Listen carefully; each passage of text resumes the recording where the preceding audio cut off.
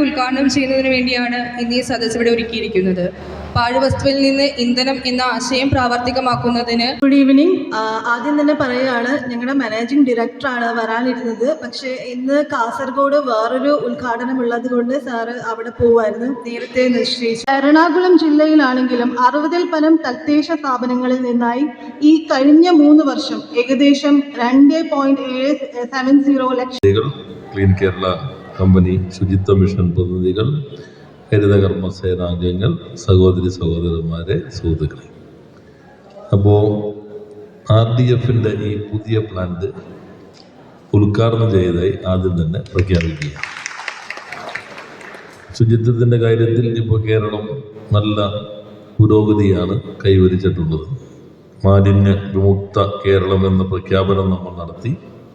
അത് തുടർച്ചയിൽ നിലനിർത്തി കൊണ്ടുപോകാൻ അക്ഷീണം യത്നിക്കുകയാണ്. നമ്മുടെ ഈ വിജയത്തിൻ്റെ പ്രധാന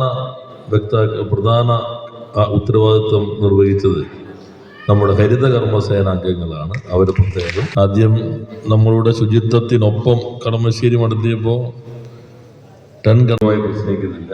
ഇതിന് മുൻകൈയെടുത്ത ഈ സ്ഥാപനത്തെ നയിക്കുന്ന 3 ചെറുപ്പക്കാരുണ്ട്. അവർ 3 പേരെ ഞാൻ പ്രത്യേകം അഭിനന്ദിക്കുന്നു. എല്ലാവിധ വിജയവും ആശംസിച്ചുകൊണ്ട് വാക്കുകൾ അവസാനിപ്പിക്കുന്നു. നന്ദി, നമസ്കാരം.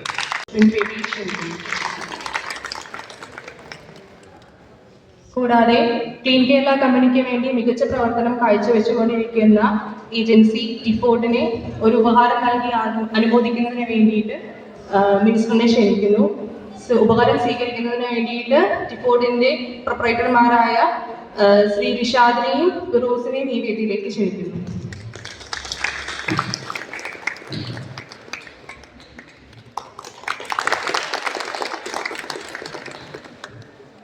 ഈ പ്ലാന്റിന്റെ ഔദ്യോഗികമായ പോസ്റ്റർ പ്രകാശനം ചെയ്യുന്നു.